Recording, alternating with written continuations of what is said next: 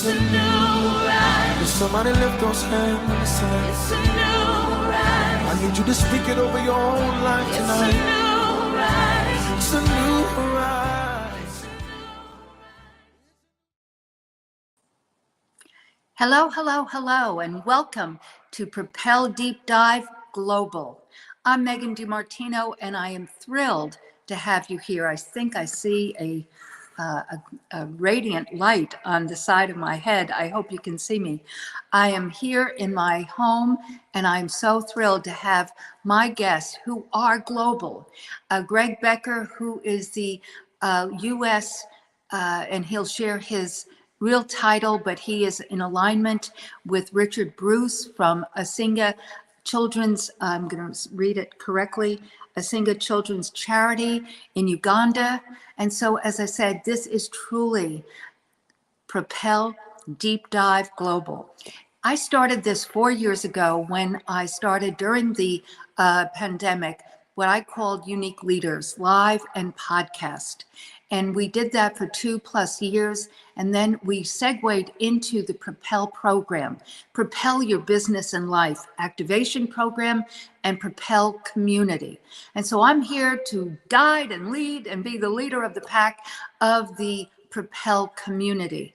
And so Angeline will be putting in the stream the links to join the Propel community, where you will get many things from me about the Propel program, meaning what I mean by that is that tonight you received a notification that we were going live with the Propel Deep Dive.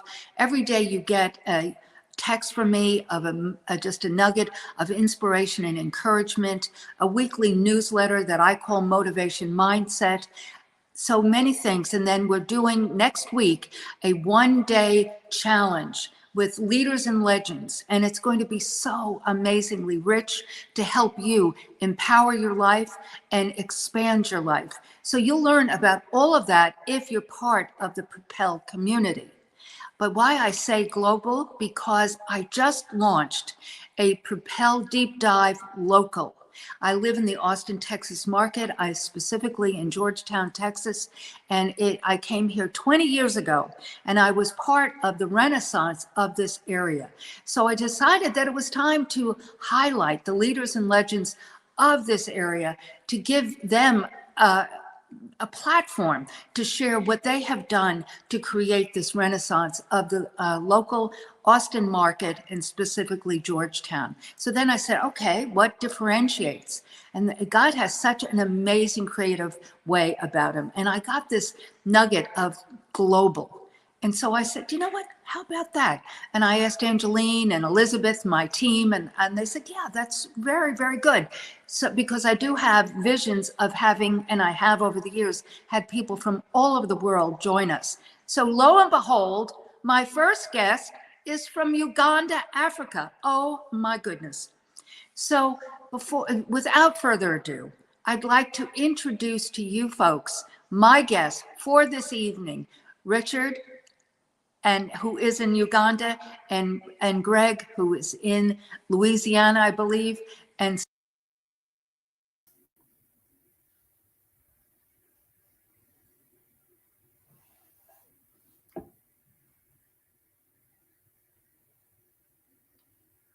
I'm actually in Mississippi, Megan, and I can't hear you. Lost audio. Let me see. All right, we're going to pause real quick. I apologize for that, Megan. We can't hear you anymore. Yeah, but I can hear you. Yeah. I think I might get away from the headset. We can hear you great, Greg. Thank you, audience. Just 1 second. Megan. I couldn't hear Megan. Yeah, we lost your audio, Megan. Your audio is gone, Megan.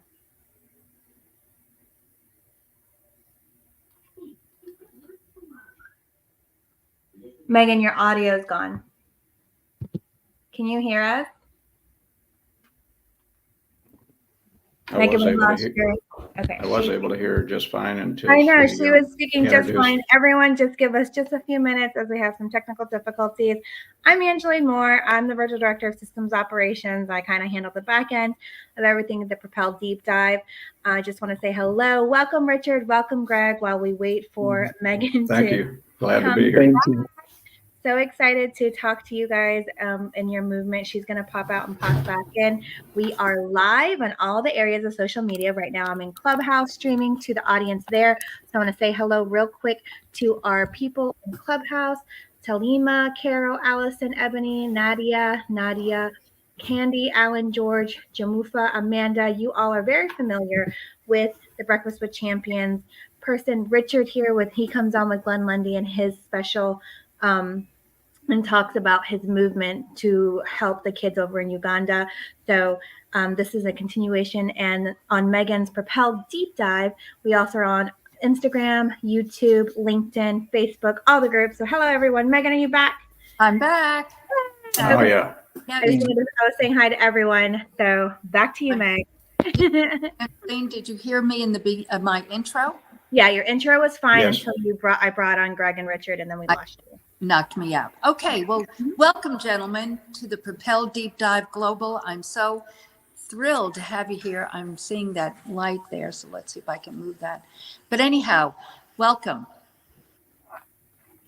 Hello, you. Megan. Glad to be here. Hello, Richard. Good Hello, to see you. Greg. Hello, Megan. Good to see you too. Yeah. So isn't this fantastic that we can be live and see each other and speak to each other and share with the world about your project, Richard? So with that said, what I do, and normally I have one guest on the deep dive. So what I'm going to do right now is to have you both individually share a little bit about yourselves. For our guests who are listening, as Angeline said, on Facebook, LinkedIn, Instagram, Clubhouse, YouTube, so all over the world. They are hearing you live. So, and they will be asking questions, by the way, and she will then stream those and we can answer those. So, Greg, Okay. share just a little bit about yourself and how did you, what you do and how did you get involved with Richard? Okay. Well, God has placed it in my heart to be what I dubbed as a Christian life coach. He has me sewing into people and mentoring people. That's what I'm doing now.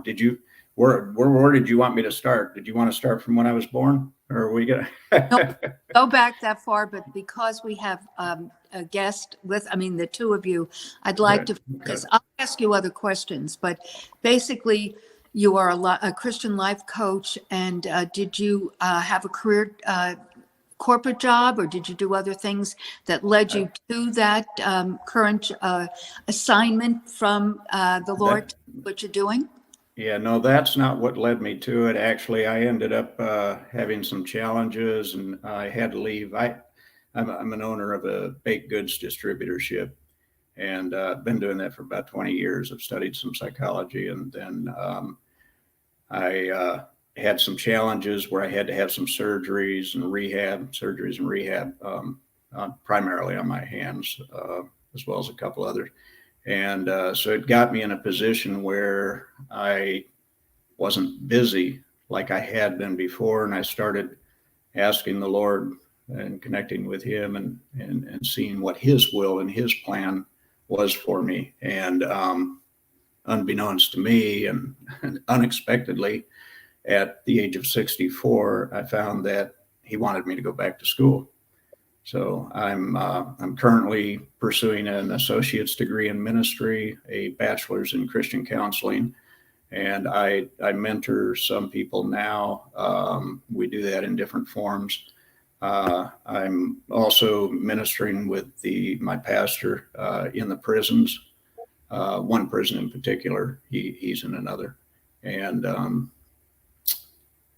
just following God's leading. Yes, and it's always, you are called from my experience, you are called to that next assignment in the middle of another or a challenge. I say another because, it can be a strange challenges, but you're called to that next assignment, and that evolves you to that next. But what I also Absolutely. like to help our guests see is that our leaders and legends that are with us on the Propel deep dive, whether it's local or global, have a story.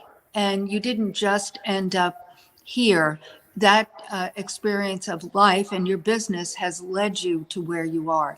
But it is, from my experience, that propelling is generally through a challenge, but you have to be open to it to hear what God has for you, or Absolutely. you can miss it. So during this season, Greg, you basically, let me ask it this way. How did you meet Richard? Richard, I met through, well, to start, my son introduced me to an app, in case some people aren't aware of what it is, called Clubhouse, which is a socio audio app. And I got in there and I was experimenting. I was jumping around from room to room. It was all new. It was a lot of people after COVID started getting into that because a lot of them weren't working. So it was an opportunity. I found that it was a really great app. I loved it because you could meet people from all over the world and interact with them and sometimes actually meet them. I've met several people from Clubhouse in person. So it's been a real rewarding experience. But for those that don't know what Clubhouse is, there's different rooms with different topics. And so it's kind of like being in a candy store when you're there for the first time. So you're looking around, you're checking out this room, checking out that room. And this one day in particular, I wanted to get into a specific room. I think it had to do with real estate. And because I'd been listening to some real estate rooms, and I was sure that that's what I clicked on. Next thing I knew, I was in this room called Breakfast with Champions, which was started by Glenn Lundy. Mm-hmm. And when it happened, I'm like, what happened? Why? This is not where I want to be. And but then I was listening as I was talking to myself about how did I get here? I was listening to the conversations that were taking place, and I was intrigued, and I got locked in. And then come to find out at a later date that Glenn Lundy, who had started that room prior to Clubhouse app coming out, he had a program on Rise and Grind called Rise and Grind, which was on Facebook. And so in the mornings, sometimes on Clubhouse, what he would do is he would feed from Facebook, Rise and Grind show, to the Clubhouse app. I ended up logging into the Facebook, got in there, and the next thing I knew, God connected me to Richard, and that was about 3 years ago. And we've just had an amazing relationship since then. And what you just shared, we are streaming into Clubhouse right now. Marilyn Wilkins. That's great. And for Glenn, and she is kind of experimenting with an evening show. And so we are actually streaming into the after hours breakfast. That's great. I haven't been in the after hours show. So we're there. That's great. So we're not participating, but we're, they can hear us speaking and they see our icons there. Angeline Moore has set that up. So folks that are on Instagram and possibly Facebook and certainly YouTube and LinkedIn, as Richard, as Greg said, Clubhouse was very instrumental in so many connections during the beginning phases of the pandemic, and so many of us connected and have gone on to relationships.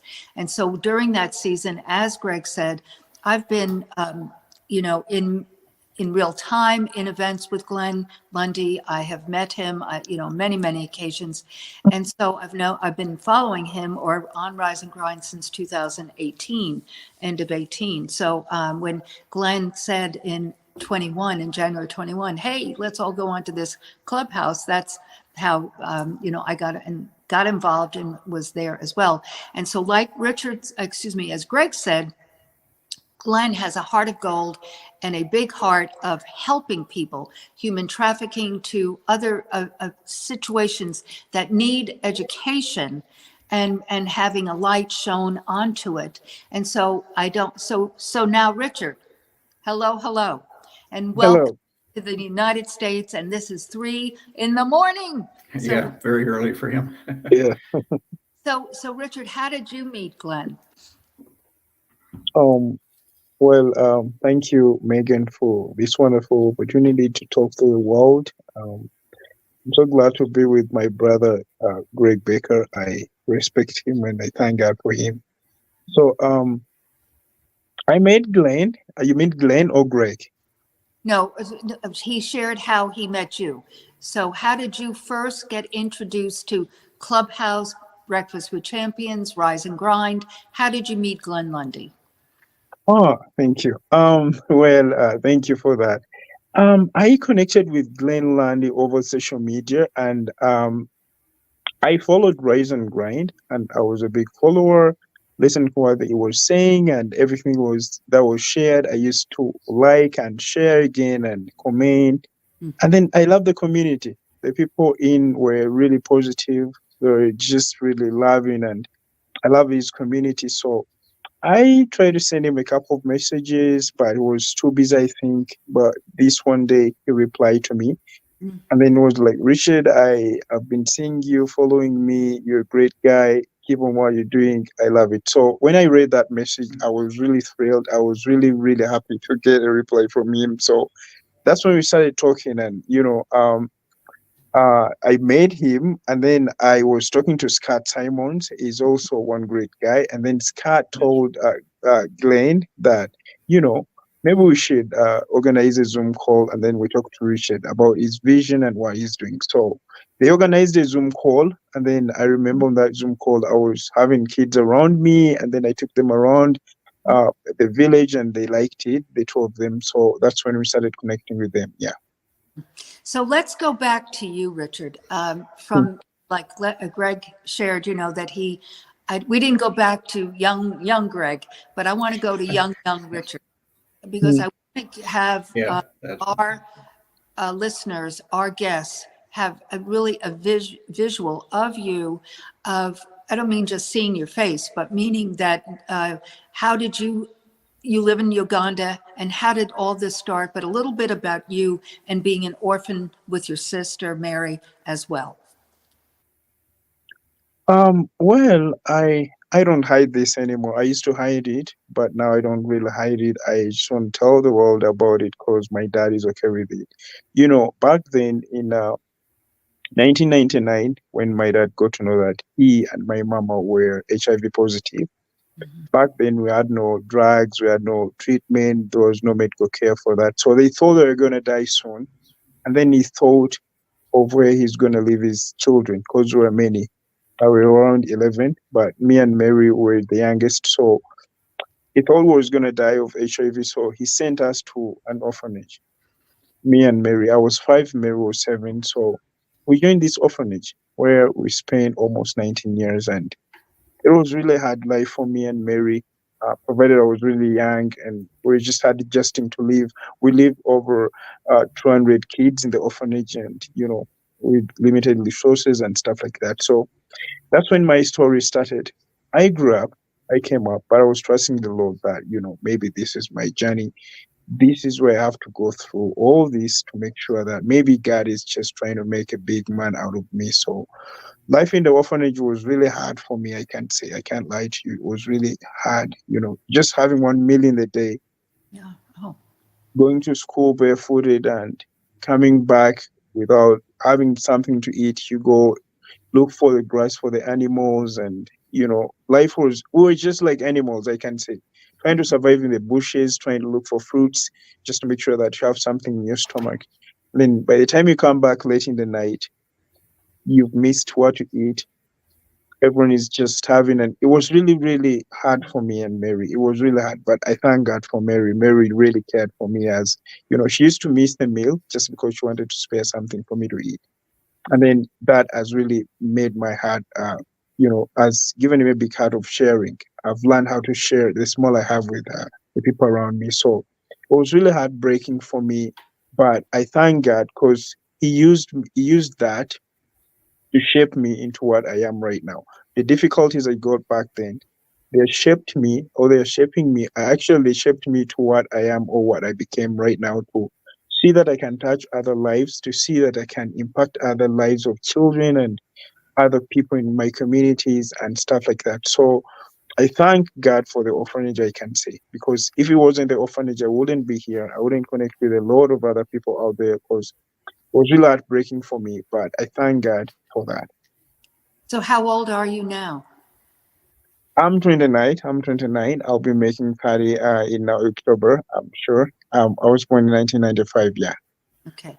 And are your parents living or did they pass?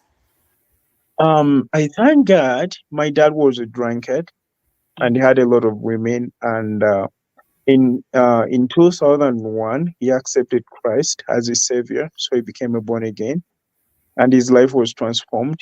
He got counselors who counseled him, who told him he has a second chance, and he was introduced to Chiwoko Hospital, and that hospital has HIV programs. So he started medication, and right now he's healthy.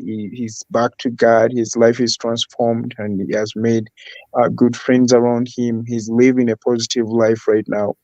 He always talks to me about his life back then and his life back now. So after the orphanage, I reunited with my dad. So I'm trying to learn a lot from him, because, I missed my childhood. I never grew up with my parents. That's something that I missed, and it's something that I'm trying to adjust with, because I missed that, despite the fact that they were alive. But, he always tells me, I never wanted you to go to the orphanage. I wanted you to be with me. I wanted you to grow up with me, but I had nothing to do. And by then we were young, we had no option. So that's something that we never had control over. But he's alive. He's okay. I always meet him and talk to him. So there is that connection that is missing, the connection that we missed for over 19 years. So it's Wow. something I'm trying to adjust to pray for. I always tell Greg about it, and he's always praying for me. So, yeah. Now, does he live in a close proximity to you, or does he live at a journey? Do you have to travel to see him? Yeah, I have to travel to see him, though it's not really far from where we operate from, the communities that we reach out. But he loves what we're doing. He's so proud of it. So I sometimes go there, though he's sometimes busy with his work and stuff. But I always go there and check on him. Though he's separated with my mama, but they no longer live together. But I go visit him, and we have a chat, a man-to-man chat, a son-to-dad chat. But I'm trying to connect with him more. Yeah. And your mother, she is living then? Yeah, Mama is living. She has been having some difficulties, but she had left taking the medicine. I think she was depressed. Oh, wow, wow, wow. Yeah. So when you got to emancipation age, or I don't know if it's called that in Africa, but what age did you leave the orphanage? I left the orphanage when I was 18. I can say, because by then I was going to join the university. That's when I left the orphanage. By the time everything was done with the orphanage, I had turned 19. Yeah, so I And left it. did you go to university? Yeah, that's when I reunited with my daddy, and then I told him, you know what, I need to go to the university. I need to get a degree, because in Uganda, you have to be having a degree to get what you do, or a job or something like that. So he told me the only way I can help you is that you can be helping me, because he does construction and engineering. So help me with construction. The money he'll be paying you will be going direct to your tuition. And then I did that. So I was studying weekend programs. So throughout the week, I was working with him. And over the weekend, I would go to the university. Yeah. Wow. And when did you go back to the village, or share with us the journey from where you are doing construction with your dad and going to university and starting the Asigna, or whatever it was called at that time, to this beautiful, I mean, what really has struck me, and anyone that has watched any of your videos, is the heart, the smiles that children have. And those smiles cannot be fake. They have to come from the heart. And so what was the trajectory from university slash, working construction to starting this orphanage?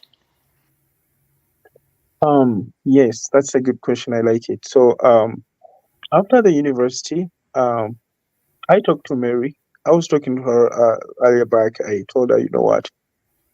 We have, Nakaseke district where we operate from was hit with the war, the Museveni war. Mhm. And there are many families that were left distracted. Many people are sick, and there are a lot of child-headed homes. These are homes that are headed by the children that were left by their parents. Either they died or they just left them. So I told my sister, we can do something for these little children who are really going through what we went through in the orphanage. And Mary told me, that's okay, we can start something. So by the time I left the university, I was still working with my dad, and I was trying to save some money. And this is the money we were using to start up what we did. So we started with a few kids, like 10 kids. We used to gather these kids and share with them the word of God. We used to encourage them. Mostly these kids were from these vulnerable families. We have kids with special needs, and we used to sing with them. You see the joy out of their faces. They knew that they were loved, and then Mary used to give them candies after the session. We pray with them, and then after that, we would go back. So days came when the numbers were just increasing. Starting with 20 kids, and you have 50 kids, and then we started reaching out to their homes, and their guardians were okay with it. So we started out programs like teaching them how to wash their clothes, teaching them hygiene, teaching them gratitude, teaching them love and courage, and a lot of other things. So that's when we realized the needs that they had. Needs like beddings, needs like light, antibiotics, and a lot of other things. So Mary was also compelled to help financially because she was working as a secretary at a certain parish. She's Catholic, so she told me each week she could contribute something, and then I would also bring in something, and then we buy the things that we needed. Mhm. And throughout that time, that's when I got connected to a big community, and I just want to take this chance to thank the man in front of you, that man Greg Becker. He's selfless. Yes. Greg Becker has been with us on a journey that I have a million words to say. I know that question will come and I will have to talk about him, but I thank him. He believed in us. And that's when we started to start up some bigger projects like making beds for these families and children who are sleeping down. Because coming up with such projects, we are being compelled by something that really happens. And we lost a boy. He's called Mato. Mato died mysteriously, and no one knew what had killed him. We just woke up when he was just cold in his bed and he was dead. Mhm. That was a We didn't boy know that what had smiled killed the all the boy. time, had a big smile on his He was face all the one time. of my favorite boys. He never had any complication, but he died in the morning, and then we buried him, and it was really sad. But then we realized under his bed there was a big black snake. It's a black mamba. Mm. And we're pretty sure it's that snake that had really bitten him, and he died silently. But so we knew it was the light he needed. Mhm. And Yeah. before that, he was sleeping down. He had no bed. So we thought of making beds for these kids that they should be sleeping up and they will be warm, because everyone deserves a warm bed. Mhm. Megan, we're not grateful most of the times with things that we have, things that are around us. You might eat food and trash it. You may have a lot of clothes in your closet and clothes you don't even put on. But when in actual sense these things are a blessing to someone else, you have kids, I'm sure, or you have friends who have kids, and you can go to a supermarket and buy shoes for your child, and she's like, Mom, I don't like this, I don't like it. Wait, yet you bought it without of love. I mean, with a lot of love, and you bought it when you want them to love it. But I need those kids to learn gratitude. That you take a lot of time and love to get things for them. So they have to be happy. They have to be grateful for what you give them. So the things that we take for granted in life are a blessing for other people. So that's why I say, we have to be grateful always for what we have. Because things we take for granted, other people take them as a blessing. You give a used shoe to a kid back here, and she will thank you, she will bless you, she will be happy, and she will hug that shoe or a cloth or anything. So, yeah, that's when the journey started. me and Mary and Greg and all the big team behind us, we're just happy. Yeah. Well, that's when my first memory of you, Richard, was a couple of Christmases ago, and on Breakfast with Champions, Glenn was speaking with Greg and you about the beds. So this young man must have just passed, and it was the bed project. And what I'm listening to you when you're talking about gratitude, and you're speaking to these kids that really have very little, as you shared, but helping them have that supercharged understanding and that mindset, because gratitude is really an explosion in my personal life. When you are feeling lesser than, or you have a challenge that seems insurmountable, but then you break it down into small manageable parts and you're grateful for just the things that are right here, it changes the whole perspective of the other pieces that you are fretting about. And so, as the word says, fret not. And so, you're teaching them the most important fundamentals of success, which is gratitude. Because without gratitude, you have no attitude of positiveness. And so it's just a very, very, I'm just so amazed at that is the fundamental that you're, teaching them. And then this year, months ago, not that long ago, and Greg, why don't you share this project about the solar, because the energy, the lighting, the light bulb, because without light, like you said about the snake under the bed, had there been light, you might have seen the snake. So that light, shining the light on the dark. So why don't you, Greg, share a little bit about that project and how you go about, because you sent to me, and I forwarded to Angeline, and we'll post all of this, but all of the different ways to get involved. So with Asigna, so why don't you share that about? Okay. Yeah, I will. We make it easy for everybody to be able to support, that have a care to. I once asked Richard, just a long time back, I said, what are the things that you want to accomplish? I'm so impressed with Richard, and I want to just say that to begin with. For a young man like that to be doing what he's doing, he took adversity and he turned it around and made it something positive that's helping so many.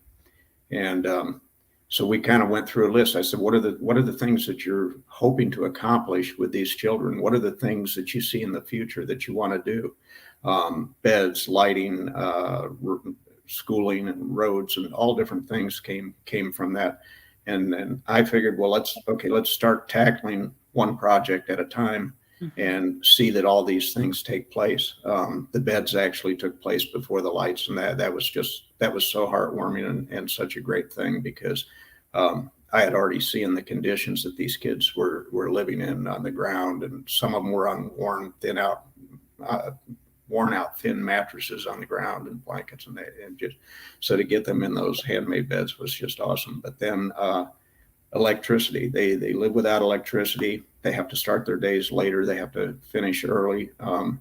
It's a hindrance when it comes to schooling, being able to study and do a lot of different things. And then the safety issue. Some of them were utilizing for light. They would either get sticks and burn them, and then they go out, and then some of them would use some kerosene type lanterns and lights, and those put off fumes, so they're not safe. And there's just a lot of complications. The light, we flip a switch and the light's on, and we don't think anything of it. The only time I thought about electricity, and I thought about this when Richard and I were talking about lights, is I'm actually in Biloxi. I know you mentioned Louisiana. I've got a daughter that lives in Louisiana, but I'm here in Biloxi. Louisiana, and Biloxi was hit very hard by Hurricane Katrina. And when that happened, we were without electricity for almost a month, I think about 29 days. And for us, that was just miserable. It was an awful experience in it, but it made me, when I reflected on how things are where Richard's at, and with the lack of the electricity, and how we reacted to that little short window where we didn't have electricity. I knew something needed to be done. And we have a picture of a man there that was in his, I think he's in his 90s, isn't he, Richard? That had light for the first time. He's 90 years, yes. Yeah, this guy hasn't had electricity in all this time, and they installed a solar panel, and because of the help and the good hearts of people that wanted to sow into this, they had made it possible. It wouldn't be possible without other people wanting to help. But they got that light. They got a light installed outside of his home. They got one installed inside, solar panel on the roof. And he's just staring at that light and smiling. He was so happy. And he said, God doesn't forget his people. Something to that effect. Richard was with him. And then there's another, they were doing installs of solar panels and lighting at another place where a teenage boy was there, and he was crying all the while they were there just because he knew that they were getting light. So we just put it out to people, and people with a heart started to give and help. And we got a lot of projects ahead of us, but God's good. God's been doing amazing things. How far are you from a major town or where you get your supplies? Richard? You're asking me? Yes. Mm-hmm. How What far? was the question? Yeah. How far are you from where you get your supplies? How far do you have to travel to get your supplies? Okay. It's over 78 kilometers from where I am. How many miles is that, Richard? I'm not sure. Kilometers. We use kilometers here. That's, I don't know how many miles. Like 30 miles? I think, how many did you say, Richard? 78.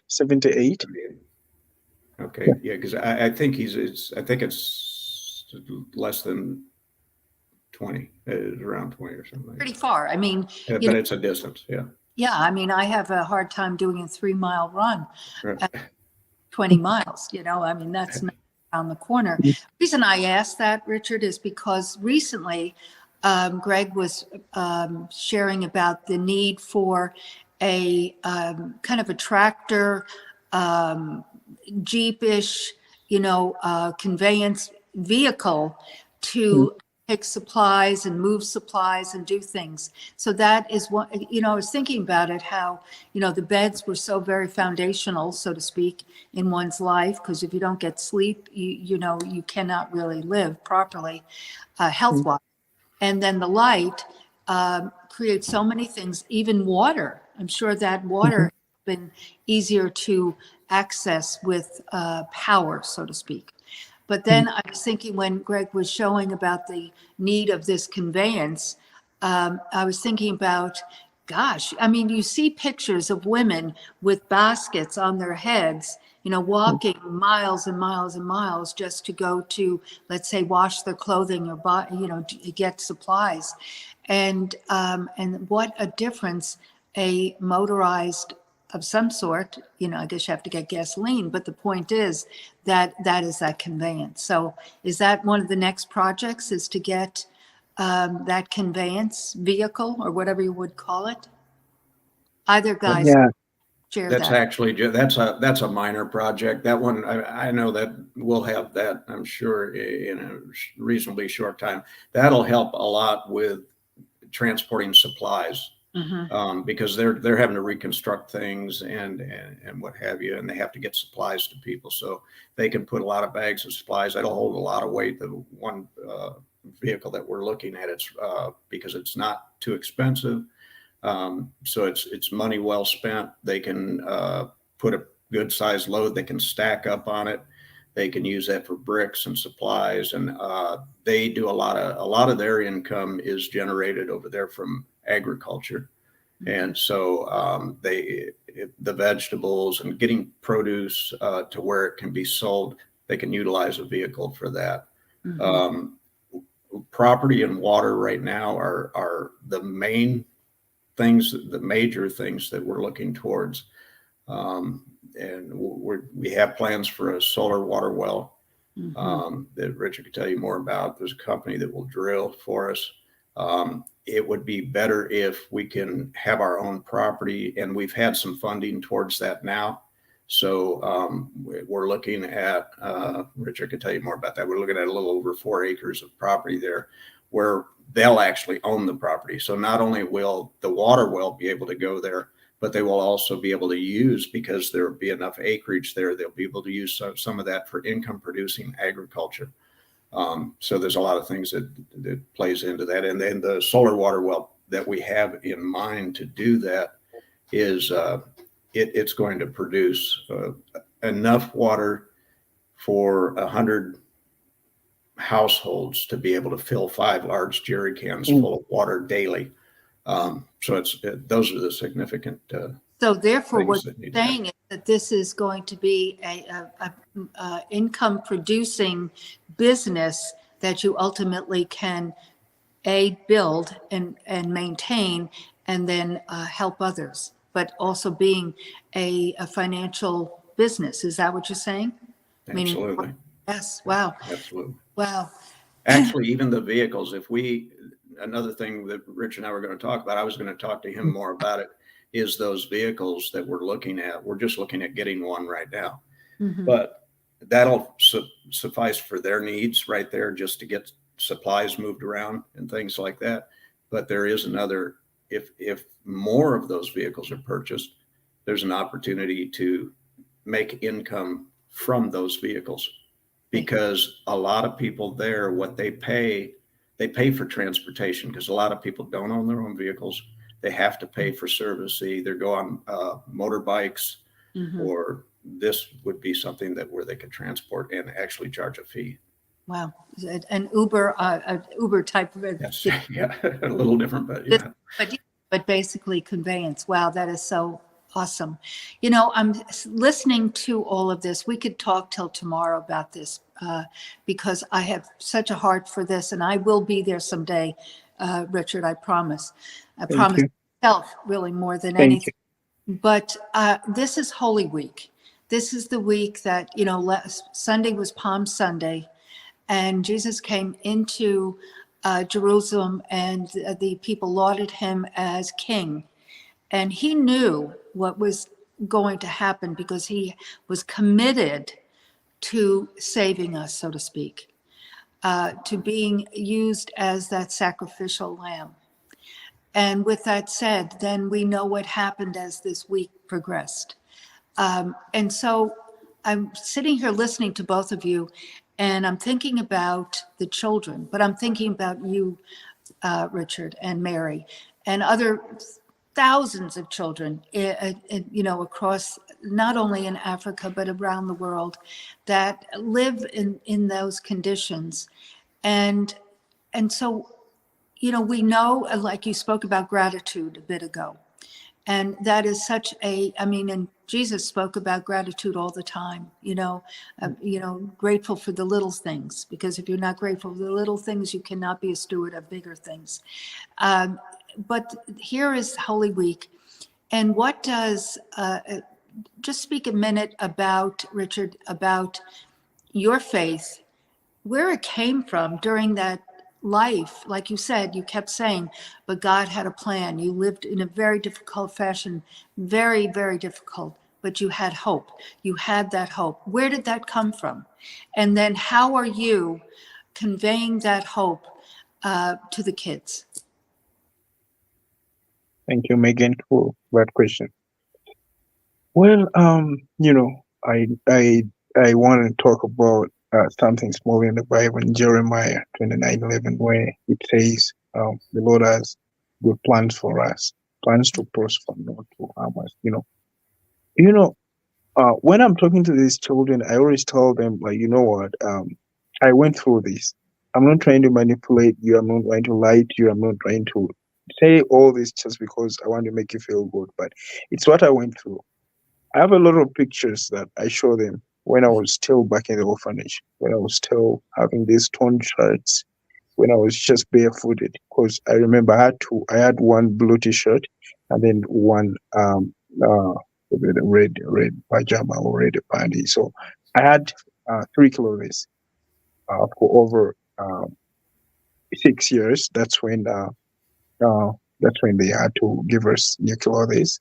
So I always told them, like, what you're going through right now is it's not like, it's not permanent. Trust me, God is testing you. Everything that I went through the orphanage, God was really testing me. God was really um, making me go through this hard life so that I can serve Him, knowing that I'm serving Him out of experience. You know, in this life, it's better to tell others what you've ever been through than telling them what you've ever read about or someone else's story, and you're just comparing it to your life. But these are the things that I went through personally. When you go back and read the story of Joseph when his brothers sold him to, the Egyptian traders, God was really preparing him to be something great, to be delivering other nations from poverty and hunger and stuff like that. So I always tell them, like, what you're going through is something that God is really trying to test your faith. First of all, you talked about faith, Megan. Thank you. When I was growing up, I had it in me, like, I'll be someone great, and then my greatness won't come from world riches or becoming famous and stuff like that, but I'll be touching lives. I'm grateful that I've really touched lives with a lot of great men around the world who believed in my dream. But I always tell these children to have faith. Everything starts with faith, having this faith in you, knowing that tomorrow is going to be okay. So you just don't have to worry about it. So myself, I'm always compelled by the fact that I know Christ is besides me and everything's going to work out, provided that I have a big team behind me. People like you, Megan, people like Greg Becker, people like Glenn, people like everyone, Breakfast with Champions, and all the big families we have. You believe in me, and then I'm sure we're going to have to do great things, and great things are going to happen. We're going to propel. I love that word, propelling. So I thank you for that question, and I think I've answered it. Yes, sir, you did. And Greg, essentially from like you asked in the, as we started, do we go back to young Greg? But I do want to ask, because we now know a lot about Richard. When did your faith, and like you shared also that you're back in school, and that takes, I don't want to say courage, but that takes, a true desire and a drive to do that, to make that change. But when did that come into your life? Not just about going back to school, but propelling you to do things, meaning went back and as a young child, as a young man, where did faith come into your life?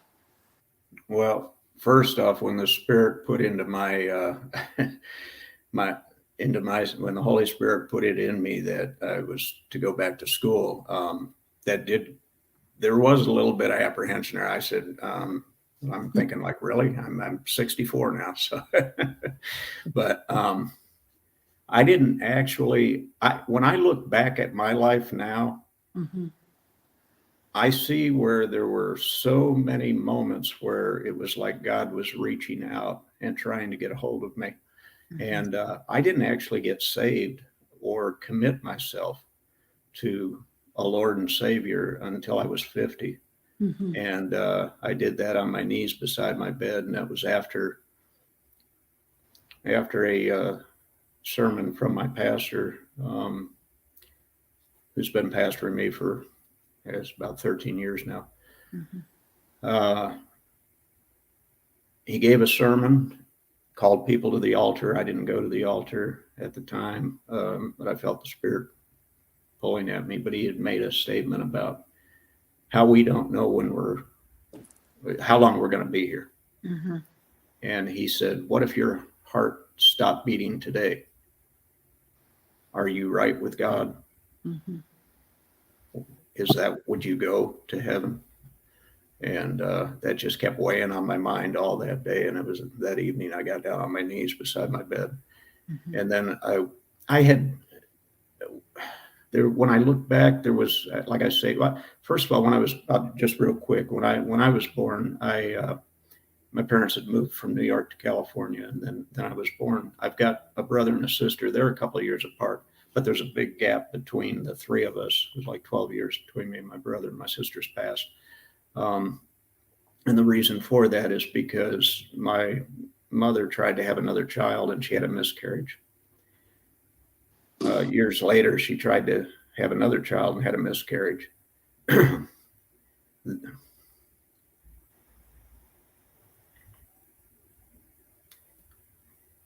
And excuse me. And then I was born. As soon as I was born, as soon as she gave birth to me, I turned blue.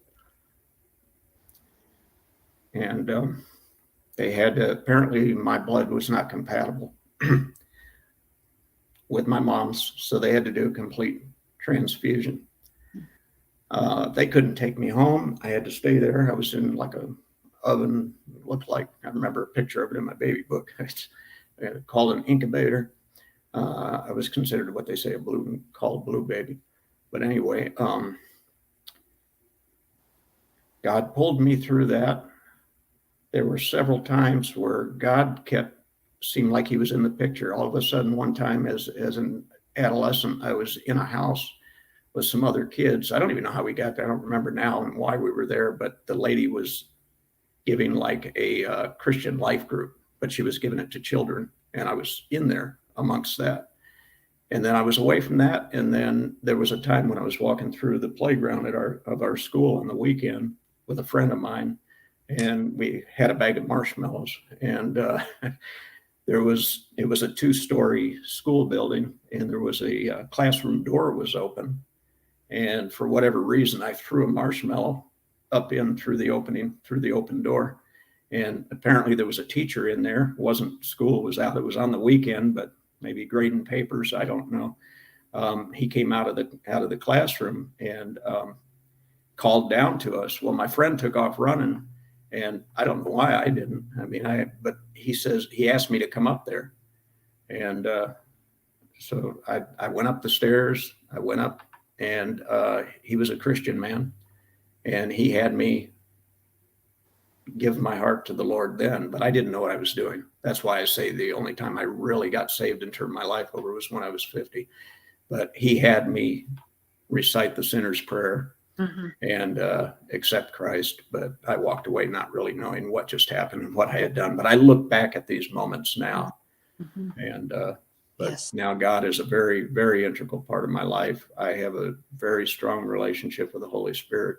I've had I had a miracle healing in my back after 30 years of pain with 2 torn discs in my back, and my back's completely fine now. You can't convince me that there's not a God. And now I feel like Jesus is in me, and I know the love that Jesus has for people, and I share that love. I'm his hands and feet, just doing as he wills me to do. Well, thank you for sharing that, really, Greg, because it's your story, but it's so many people's stories. And that is what the Propel Deep Dive is about, because regardless of person's story, there's someone listening or in replays that will hear that and because I agree, God has knocked on my door so many times. I often say I'm Mary Magdalene, the woman at the well, and Rahab all rolled into one. But God uses, our messes because that is what will help others to see themselves in this, and that if we allow the Holy Spirit to work within us, then it can be with anyone. And so it's a very important to share your story and have others to hear those stories and that commitment. But you said something very key right there, is that you now know that you're not walking alone, and that you have that power within you, so to speak, the power of the host of Holy Spirit. Absolutely. And Jesus said, to bring someone who's going to help you more than I can.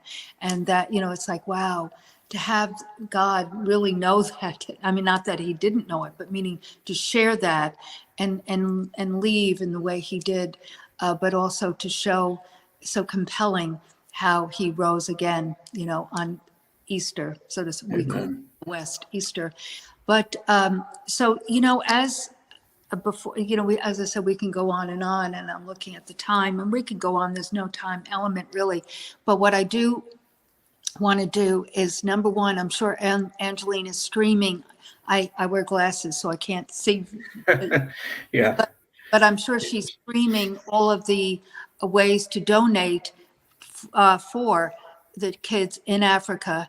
How do you pronounce the name of your the children's charity? I want to say it properly. Asigna, is that how you say it? Asigna. Asigna. Okay. Tell her what that means, Richard. Asigna. We got that name from the word Mukama ya Asinga. In our language, that means God is always winning. God is the winner. In every situation, God wins. So we got that Asinga from the word ya Asinga, Mukama ya Asinga. Yeah. I love Now, that. what I would like to say is that originally when him and Mary started, it's Asigna Foundation. There's some things that haven't changed. They're still under that name. So if anybody goes to the Facebook page, it'll say Asigna Foundation. And they actually just yesterday got registered with the Nasiki District local government and are now recognized as a CBO, a community-based organization, in the process of getting an NGO, which is another status. And it's under the name Asigna Children's Charity Ministries. And but they'll find both those names, and even on the Facebook page that's mentioned.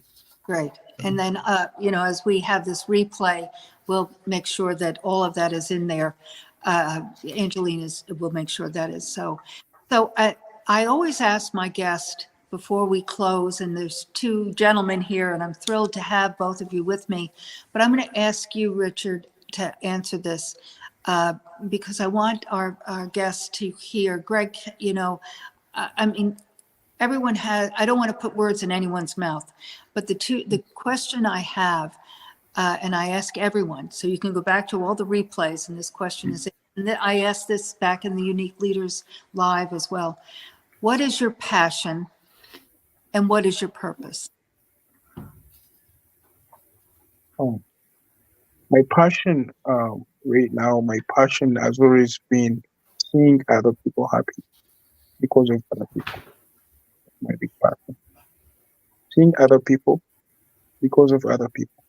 You know, other people causing happiness to these other people. You know, I love seeing these kids happy. I love seeing my communities happy. I love seeing these other people cared for and happy. That's a big passion I have. My purpose. Others and seeing them happy. And what is your purpose at 29 years of age?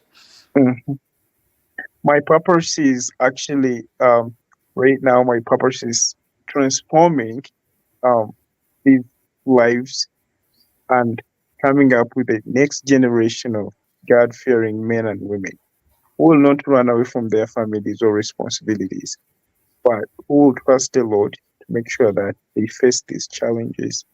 And I want to make sure that this really happens. We want to follow up and see a changed generation of great men and women. You know, that's my purpose, and I want to serve this purpose. I promised God that I will serve this purpose, and I always promise that I will always make sure that it happens. So that's my big purpose. Oh, thank you. Thank you for sharing that. That is so, so powerful. Thank you. You're welcome. Angeline, you have been with us producing this segment. Are there any questions that people have asked that we have not, or the gentlemen have not answered? Nope, we don't have any questions. We're just going to say a shout out to everyone on Facebook, LinkedIn, YouTube, Instagram, and on Clubhouse as well, our Breakfast with Champions after hours room. But I didn't see any questions in the chat or anything. Not specifically. Okay, great. Just wanted to make sure that we didn't miss anything. So, gentlemen, as I close, I'm going to ask you to stay in the green room. We can visit for a few minutes after I finish the close. Okay. But thank you very much. Is there anything you would like to share with our guests, with our people listening tonight, as well as that'll listen on replay? And do go to, you share all of this out on your social media as well. But is there anything you'd like to end the evening with? Well, Megan, Well, go ahead, Greg, Richard. you can Go go. ahead. I don't Okay. know what I was going to say. Go ahead. I just want to thank God for this beautiful opportunity. I want to thank Megan and Angeline to make sure that we have made sure that this has happened. We're talking to the world. We're talking to, we're building God's kingdom through Propel DIVE Live. It's an amazing program. I've read about Megan and what you're doing is great. You've really changed and transformed a lot of lives, and we appreciate you, Megan. May God bless you. I want to thank each and everyone who has been part of this ministry. I want to thank the Breakfast with Champions community. I want to thank 800% and Glenn Lanley. I want to thank Greg Becker. Greg, I am so grateful for you, brother. You believed in me. You've introduced me to the rest of the world. And I'm sure you're just serving God's purpose. And you're a great guy. I pray that may God bless you. God bless your ministry, Megan. God bless you, Greg. God bless you, Angelina, and everyone who is listening. You can be part of this whole thing in all the ways that you can, or God leads you to. I'm so grateful. I'll tell the kids about you, and everyone I see, I'll tell them that we had a great time. So God bless you. We love you so much from Uganda. Thank you, sir. Thank you. Love you. Love you.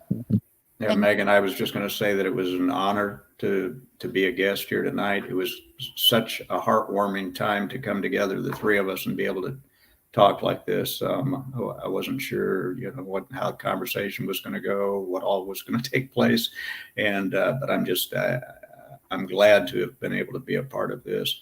I'm truly amazed at what Richard and Mary are doing and what they've done. I would love people to, I do also give gratitude and thanks to the people that have already poured in support. It's been great. But there's a lot of things ahead of us that we would like to accomplish. We really need the help from everybody that could get involved and have a heart to help. And we'll start in an area, and we would like to expand. We're going to expand from there and reach and touch as many lives as we possibly can. And well, this is just evening, gentlemen. This is not the last of our evenings together. We will have updates, Richard and Greg, and we will do other things. I'm praying about how I can impact, how I can connect this. I have some projects that I work with here in the States, and I'm praying about how I can introduce you to them as well as others that the Lord puts in my path. You just said something, Megan, that I would like to just comment real quick on. I know we're wrapping up, but because you mentioned like here in the States, and that's one thing I want to clarify for people, because I've had even some people ask me, well, why Uganda? Why a third world country? Why over there? We have needs here in our country. Well, yeah, absolutely we do. And we have a lot of programs in place. We have a lot of opportunities and things set in place. A lot of 501c3s that do work here in the States that are helping. Places like where Richard is at, they don't have that. The third world countries need people from outside, and that's why I'm a coordinator for them from the United States, is because they need that help and support from here. Yeah, and I just do want to add what you just said is that there's so many needs, and if we got stuck in the mud with that, then nothing would happen. But what I find very compelling with your story and with what you share, Richard, is that we, like you said, Greg, there are organizations here, so there's structures. Over there, what you just shared, it's like we don't even have the concept of living that way. And so it's all about education. It's all about awareness. It's all about opening eyes. And what's really magnificent, though, is you're in Uganda. You're in Biloxi, right? I got it correct? Right, Biloxi. You're Biloxi. I'm in Georgetown, Texas, and we're talking together. So we Yes, can that's make great. a difference with all of this. And we can make a difference with Asigna, with other organizations here in the United States. We are going, I call it a heart link. And we're going to, I love that. I used to have a Clubhouse room, Richard and Greg, called the Heart Link. And Pastor Anthony Hart did it with me. But I started it, didn't even know the man, didn't even know him. And then he walks in, unbeknownst to me, that his name was Hart. And he That's great. contacted me after, and we did 2 years of the Heart Link. And that is a saying, I guess you'd say, that I've been using in my work for many, many years. But I'm going to leave with this. My book, Hope and Possibilities Just Over the Horizon. The subtitle of it is, It's Never Too Early or Too Late. Never too early or too late, guys, to create the life of your dreams. So you're 29, I'm 73, as Barbara Majeski says, Megan, you're on the 7th floor. You're on the 6th floor. We all are here working together with the Heart Link, all together. Amen. Amen. Amen. Thank you.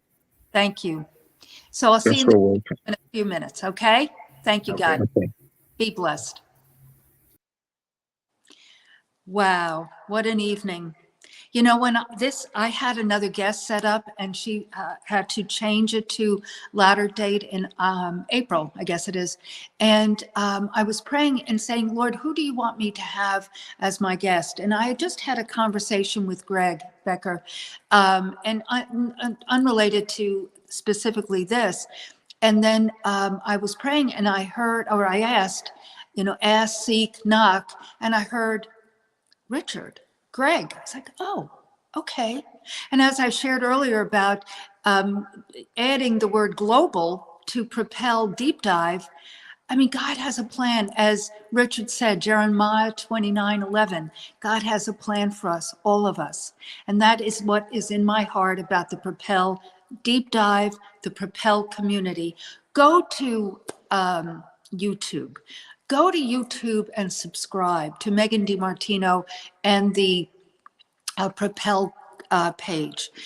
Do join the Propel community and join us together as this community grows and we help with programs, with projects, just like Asigna and with what others that I'm going to be bringing to you. We're going to link our hearts together to make a difference in this world. So go and enjoy this beautiful weather. It is beautiful here with the amazing blue bonnets and the Indian paintbrushes and all of the Texas wildflowers. This New York girl is always blessed this time of year to be in Texas. So enjoy this Easter weekend. Enjoy your family and friends and what you're doing. And if not, just thank the Lord for being here for us. Love you all and be blessed.